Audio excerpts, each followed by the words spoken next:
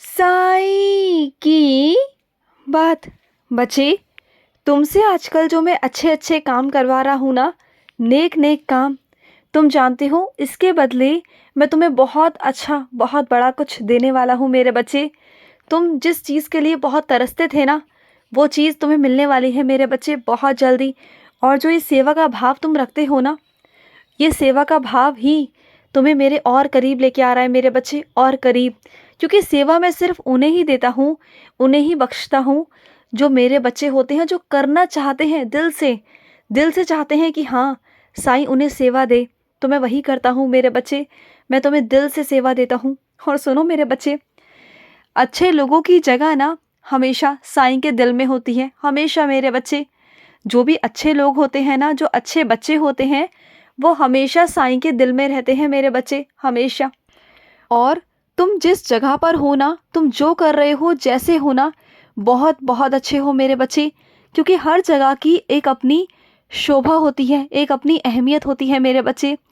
जिस तरीके से मछली की जगह पानी में है और ग्लास में हम पानी डालते हैं ना मेरे बच्चे, पानी की जगह भी ग्लास में है। हम एक थाली में तो पानी नहीं डाल सकते ना, वहाँ पर वो शोभा नहीं देगा।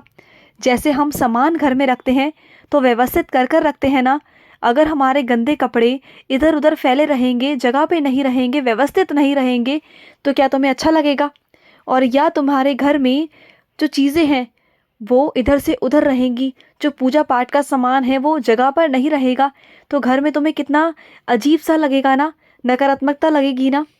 जिस तरीके से हर सामान का एक अलग जगह है, एक अलग अहमियत है मेरे बच्चे। तो इसी तरीके से मेरे बच्चे, जो तुम लाख तपस्या कर रहे हो, मेहनत कर रहे हो, बहुत भागा दौड़ी कर रहे हो, जो चीज़ तुम पाना चाह रहे हो उसके बावजूद भी तुम्हें नहीं मिल रही है, तो समझ जाओ ना मेरे बच्चे, वो चीज़ तुम्हारे लिए ठीक नहीं है। तुम इस वक्त जहाँ हो ना, मैं तुम्हें जहाँ रख रहा हूँ ना, वहाँ तुम सुरक्षित हो मेरे बच्चे। मैंने तुम्हें चुना है, तुम मेरे बच्चे हो। और जिसको ईश्वर ने चुना होता है ना, तो बहुत खास बच्चा होता है वो, बहुत अहमियत रखता है वो तुम्हारे साईं के जीवन में। अरे तुम सौभाग्यशाली हो मेरे बच्चे, बहुत सौभाग्यशाली हो। मेरी कृपा है तुम पर, बहुत कृपा है मेरे बच्चे। और जहाँ भी तुम्हें रखा जा रहा है ना, वो मेरी विशेष कृपा की वजह से मेरे बच्चे। तुम्हारी जो भक्ति है ना, इस वजह से। और ये क्या मेरे बच्चे, तुम्हारी भक्ति में कोई कमी नहीं, तुम्हारी पूजा में कोई कमी नहीं। तुम अपनी भक्ति पर शक मत करो कि शायद तुम अच्छे से पूजा नहीं कर पा रहे, आराधना नहीं कर पा रहे, शायद तुम्हारी पूजा में कोई कमी है, भक्ति में कोई कमी है। नहीं मेरे बच्चे, तुम्हारी भक्ति में, तुम्हारी पूजा में कोई कमी नहीं है। बस कमी है तो वक्त की मेरे बच्चे, हालात की। जो ये हालात है ना, इस वक्त सही नहीं है, लेकिन तुमसे वादा करता है तुम्हारा साईं, तुम्हारा बाबा, कि आने वाला वक्त तुम्हारा होगा। जितने भी लोग इस वक्त तुम्हारे विपक्ष में खड़े हैं ना, वो सब लोग तुम्हें समझेंगे।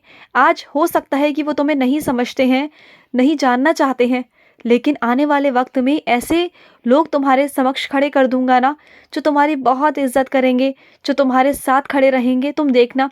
और जो तुम्हारे विपक्षी है ना, वो भी आ जाएंगे।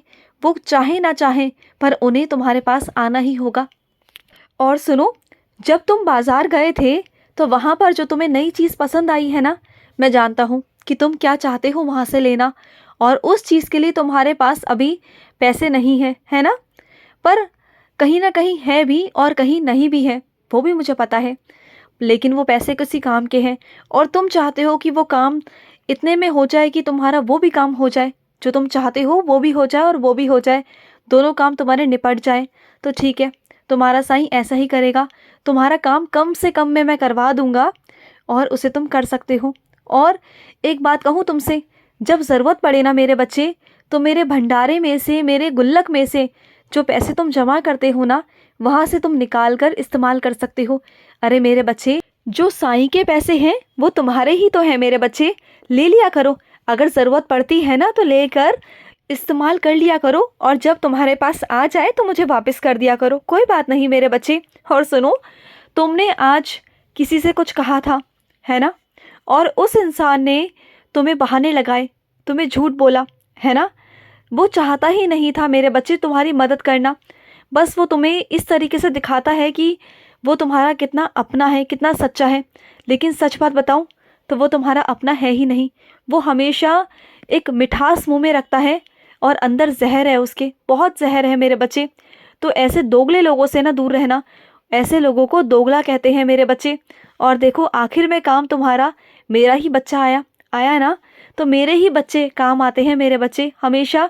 जब भी तुम मेरे बच्चों के पास में जाओगे ना और मेरा नाम लोगे, तो देखना वो तुम्हारी मदद ज़रूर करेंगे मेरे बच्चे। और ऐसे इंसान जो बाहर के हैं ना, वो तुम्हारी मदद कभी नहीं करेंगे, वो अपनी औकात और अपनी सच्चाई दिखाई देंगे, क्योंकि वो दोगले हैं मेरे बच्चे। दोगले, ऐसे लोग दोगले होते हैं, ऐसे लोगों से दूर ही रहो, क्योंकि वो तुम्हें 50 तरह के बहाने बना देंगे, ऐसे वैसे तुम्हें बातों में घुमाने की कोशिश करेंगे, लेकिन तुम बातों में मत आना।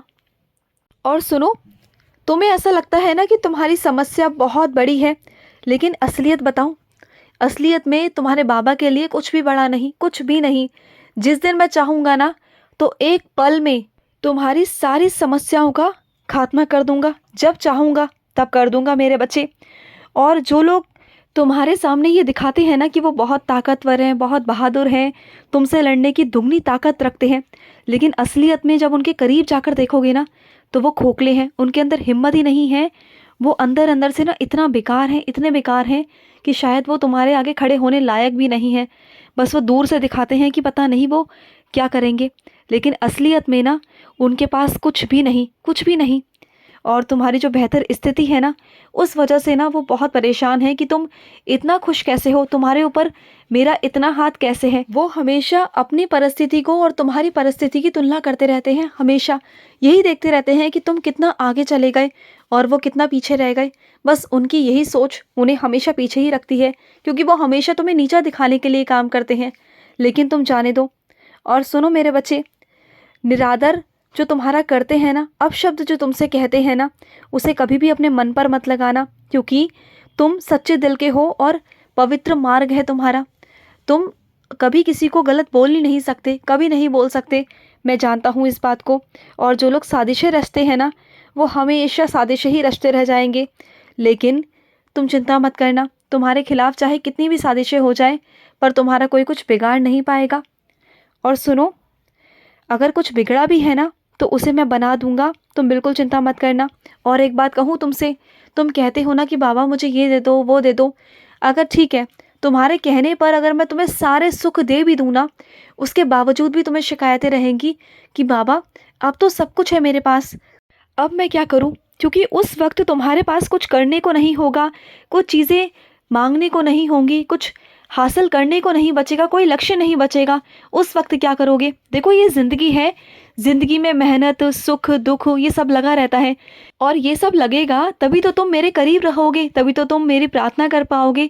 अगर मैं तुम्हें सब कुछ दे दूंगा, इस दुनिया के सारे सुख सब कुछ दे दूंगा, हर एक चीज़ तुम्हारे पास होगी, तो क्या तुम मेरे पास आओगे मांगने?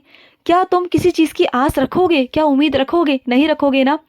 और तुम्हारा शायद जीने का मन भी नहीं करेगा कि अरे मैं क्या करूं, किसके लिए जीऊं, मेरे पास सब कुछ है, किसके लिए हासिल करने के लिए मैं मेहनत करूं, मैं क्या करूं, क्यों उठूं, क्यों सोऊं, क्यों खाऊं, ये सब रहेगा तुम्हारे मन में।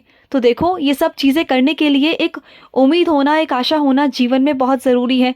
तो इसलिए मैं तुम्हें धीरे धीरे कर देता हूँ, और हर चीज़ जल्दी जल्दी भी होती है और धीमे धीमे भी होती है, तो उसे हमेशा उसी हिसाब से लेना चाहिए। कभी जल्दबाजी नहीं मचानी चाहिए, क्योंकि जो चीज़ जल्दी देने वाली है मैं जल्दी दूंगा, और जिसमें आराम देना है उसमें विराम करके भी दूंगा। खुश रहो। आज का रात्रि साई संदेश समाप्त हुआ।